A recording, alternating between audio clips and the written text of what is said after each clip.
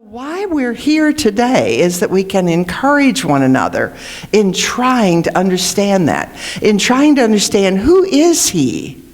Who is this God we worship? How do I get to know Him better? How do I make Him known to my children?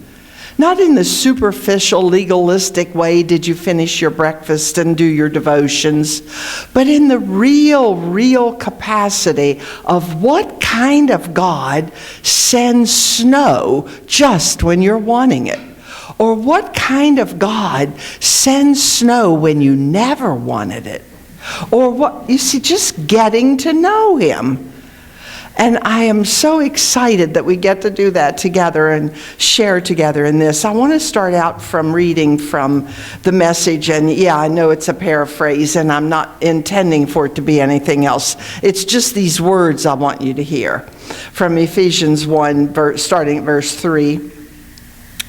How blessed is God, and what a blessing He is.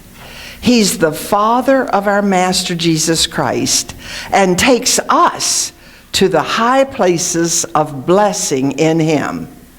Long before He laid down earth's foundations, He had us in mind, had settled on us as the focus of His love.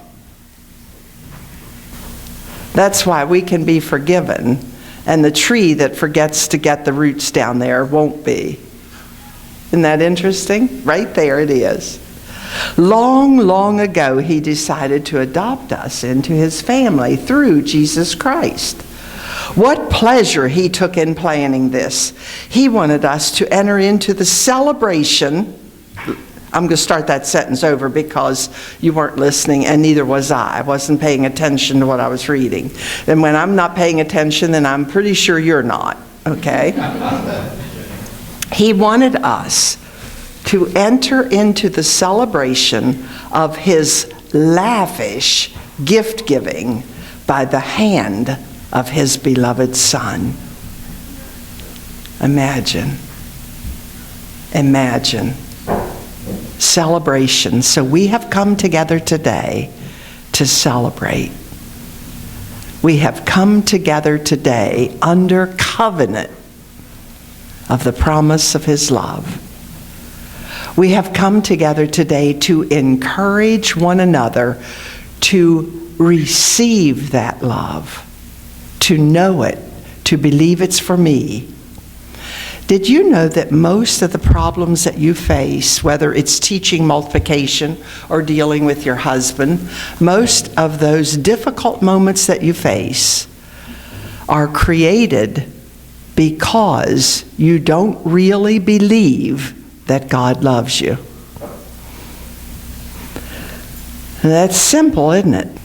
So imagine the next time you face a dilemma, whether it's money or food or children or mate or church or community or taxes or whatever, any time that you're facing this dilemma, just pause for a moment and ask yourself, am I fully convinced that God is really loving me?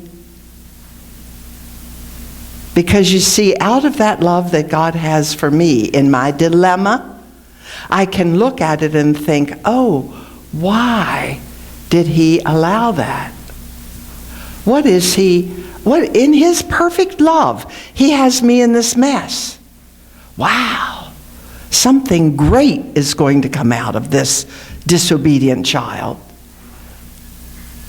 What a totally different approach we can have if we are ever seeking the love of God, ever knowing it's ours, just filling us and there for the taking, and not something I have to do. I don't have to get my cupboards in order. I don't have to love you. Even though we're talking about love, to receive His love, I don't have to do that. I don't have to do anything. And so it's exciting to realize that that's the kind of God we serve. And that's why we're here today, to challenge and encourage one another to know that God